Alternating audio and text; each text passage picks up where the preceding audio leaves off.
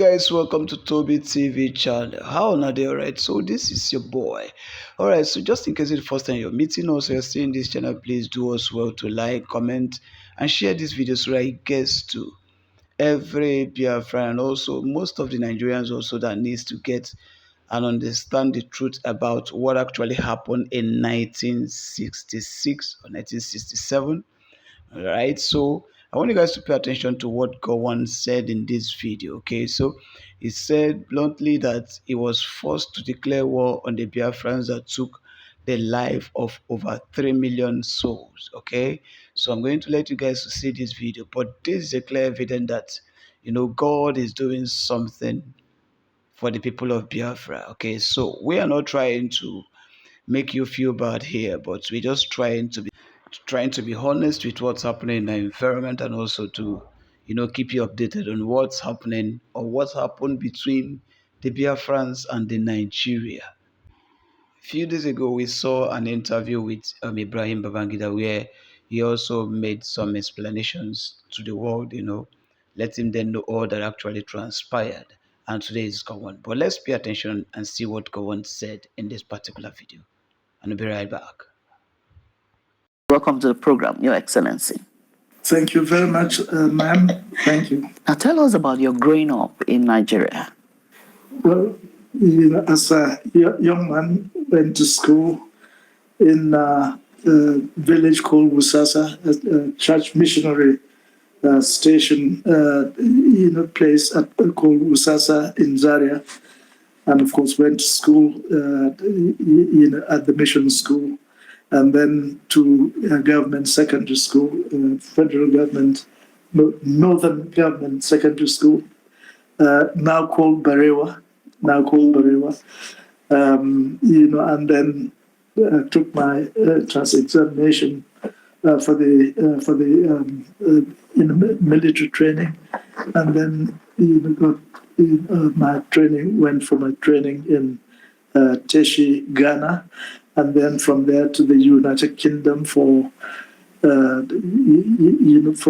further training, and then back to the headquarters. And at that time, when Nigerianizing the officer of the Nigerian army, and I was posted, appointed as Adjutant General of the Nigerian Army. Well, that is, you are the principal staff officer dealing with administration, discipline, and promotion, etc. Under the colonial. Yes, and then Ojukwu was, we were promoted at the same time with Ojukwu. Are you serious? Ojukwu, he as a quartermaster general. Okay. And David Ejo led the former governor of the Midwest. He was the GSO1. After that course, I came back, and then within 36 hours of my arrival, yes, a coup took place. And all my colleagues, that we came from the same school, Malari, Koro Mohammed, Abongo Larigema, Yakubu Pan, and were all killed. And not one senior officer at the time, a colleague of mine who was the same set, an Igbo officer, he too was killed. Arthur Onegbe, he too was killed. I was the last one standing. So that was how the military came into power. Now, can you give us the events that led to your becoming the head of states at the age of 31? After the last, that coup, and things were back to order. A lot of problems in the country, riots here and killings here. And Iransi was trying to get all the tribal rulers to have a meeting in Ibadan. The crisis got to the stage whereby Iransi, was kidnapped, taken by some young officers, and even though instruction was given that he must be kept safe, and moved to safety. That instruction was not obeyed by these young officers, and the next thing that I received report that he was killed, etc. And so for the next 2-3 days, there was nobody in charge. It was a and vacuum. There was a vacuum. And so it got to the time when even the civil servants, senior civil servants in Lagos, they want at least somebody to give the command. Unfortunately, the chief of staff, then Brigadier Ogundipe, Brigadier General Ogundipe, was not able, to take control, because I think he had organized some soldiers, to go and either discipline, what was happening in Ikeja. And unfortunately, as a result of that, all other officers refused to take his command. Okay. So I had to go to Ikeja to try and sort out things. And when I went there, yes, true enough, they had to sort of accept my command. They said at that time they're not accepting any instruction from anyone else other than myself at that time. So, well, I was not honestly keen, and I remember saying, well, if any of you junior ones want to do it, I want you can take it, but leave me. I want to sort of take charge of the army to restore the discipline, loyalty of the Nigerian army that I was in charge of as Adjutant General of the Nigerian army. I offered it to even the junior ones. However, on second thought later on, I said, I can now see. But then, the diplomatic corps also, they want at least anybody who can be listened to. Wow. So that is when it came to me. Now, the young officers said, no, they would not like anybody else other than myself. Wow. Other than myself. That was a lot of responsibility. Yeah, so I said, well, look, it is not now. So when it got to the stage whereby, yes, if that is the case, if they've said that, I made known to the other senior officers that we were in government together at the time. And of course, they said, well, look, I think the best thing that we should do is to accept something that can ensure that the military or the army is brought under control, and at least is loyal to whichever leadership that will become. So, that was, I think, at the time that I was being virtually asked, look, to take charge, take control, and I did. But when it became very clear to me that I was going to be the head of state, the fear that really came, on me, honestly, the fear that you have when you're about taking your school certificate, I don't know whether you remember. What sustained you when you were in power, when you took over power after the vacuum? Well, so in the end, what I had to do was that I asked, when it became abundantly clear that I cannot get away from it, I asked everybody to leave the room, and I went down on my knee and prayed to God that at least God knows that it is not my wish, my intention, that this should happen. But right the way through, He has seen me through. So I prayed to God to give me the courage, of David and the wisdom of Solomon to be able to do the right thing for the country, for the people, and for our nation. And honestly, I must admit, after that prayer, I said, show me the way to do it. You got your confidence. My confidence returned. And I know that I cannot do it. I have not been in government. I know, yes, in the army, I know what to do. I can give various instructions.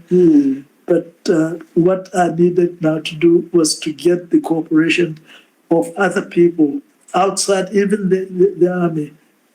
And of course, since there are no politicians for me to discuss with or work with, at least there is the civil servants. Okay. The civil servants, in Nigeria, and of course, a number of them have been my permanent secretary, Ministry of Defense. And of course, some of them we had worked with, at various conferences, meeting, to discuss, the independence celebrations, at that time. And of course, so if I had to, depend on them. I said, well, how the government is done. You give advice to the government. So I'll rely on you, to help be able to, so that if we can work together in the interest, of the country. You truly are a man of history. Now let's come to the Civil War. You led the Civil War. Can you tell us the lessons you learned after the war so that the generations that has not encountered war will understand why it is necessary to maintain peace at all costs? After the war, after the Civil War, I know what various people went through. Now, honestly, war is not something that you wanted to do. I was only forced to do it, but not to fight the people, the old people, the pregnant women, children, etc. No, I think it was, I gave instruction to the soldiers. There is an instruction how they are to behave, to look after, to protect the people, the older people. Only those who take up arms against them. That was the thing. Now, when you hear the story that we killed 1 million or 2 million or 3 million people, no, not from the soldiers, shooting people. It meant they have to go, shooting the people right the way through. It is the people that became casualties were the people that Ojukwu, and the Eastern government told, to run away from these vandals, from these wicked people, from Gowon, the killer, etc. And of course, these people are running away, and as the area contracted because of our movement, and of course, I think most of people really died of either hunger, diseases, etc. Not really from the federal troops, shooting and killing people indiscriminately. It is only those who, took up arms, against.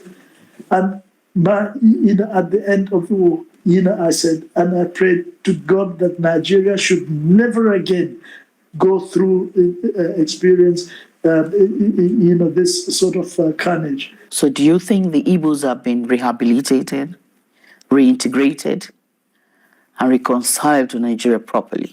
during the Civil War, a lot of the, or before the Civil War, a lot of the Igbo people had to leave, the country.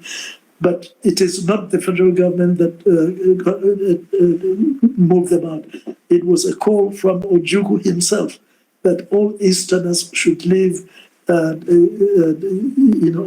Easterners should live in famine, all parts of the country, and because he was thinking or planning for probably secession at the time, and so a lot of people, left, had to leave because of that, of that call.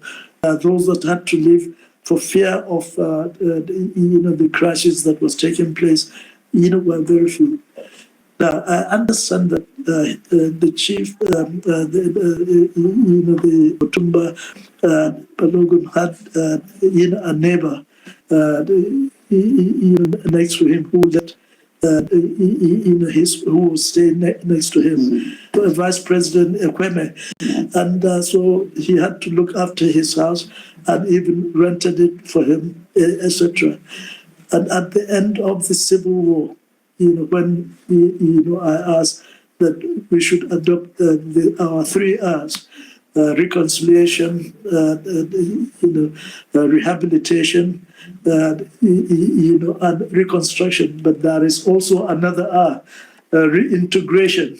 Reintegration, even though that can be included in the rehabilitation. In a program, but reintegration. But how about we call it 3 R's? Now, I understand that what he did in fulfillment of that policy, which Ekweme returned to Lagos, and then his friend the Tumba, he said, "Well, here is your house." He has renovated it. He had rented it to people, so he gave him back his house and all the money, the rent that he had collected. Honestly, that was one of the greatest things that helped, to fulfill our program, our effort to try to, bring the country together again, etc. So he played his part. As a Yoruba man, as from from the West, and as a Nigerian, that are called to do whatever we can in order to ensure that we're able to come back together again as a people and build a better nation. Now, that sort of thing also happened, I can assure you, in all parts of the country, in Kano, in Jos, in Zaria, in Kaduna, and in various parts of the country. A lot of the Igbo people left almost immediately as soon as the war was over. They went back and they got their property and whatever rent that was given to them. At least that helped to bring about the reconciliation that is required in order for the country now to become one again and to move forward. You are the initiator of the National Youth Service Corps. Do you think the objective for which it was set up has been met and sustained? Because there are also some schools of thought that are saying that it should be scrapped. What's your take, Your Excellency? Now, I can tell you this, that they are very, very happy with it, and the improvement in the scheme from the way when it started during our time, but what they have now, the youth corps have done to all the states, states and local governments throughout the country, the improvement that they've made and the reputation they've had from people. I can assure you, today the improvement of the youth corps service is so much that it is the youth corps themselves that are saying, yes, please let it continue. Let it continue because it is giving us even new adventure. The whole idea was for the young people to know their country, to know their country. Those who live in Lagos, send them to either Maiduguri or to Sokoto. Those from Sokoto, send them to Calabar or to Port Harcourt so that they can learn how to swim. That really helped our young people to know themselves, and they will grow as knowing themselves as Nigerians. Not just part of their own particular area where they came from. So, I can assure you, that idea is a good idea, and to help the youth, and to me, anything that can do that, so that because they would be the future of your country. Your Excellency, of all your legacies, which is the closest to your heart? I think, that I was able to keep the country together. Okay. And then, to ensure we had the opportunity to really move this country beyond what it is before return to democracy. But we had, a plan, economic plan that would have taken this country beyond. Honestly, we are at the stage of even beginning to industrialize. Yes. After the Civil War, the development plan we had that was for reconstruction to help the country. Although, so he has explained, okay, and now you now know that most of the things that we've actually been hearing, maybe to you, it may be, a force. It may be false to you, and to some others also, it may be true. But the very sincere truth about it is that there is something that these guys or these men have not said yet that would actually bring the world to the knowledge of what really transpired. Okay, because there is something they're actually trying to avoid and they've not been saying because of the government or because of the law that would hold them for saying such a thing. But anyways, I want to say thank you so much for staying close. See you in the next video.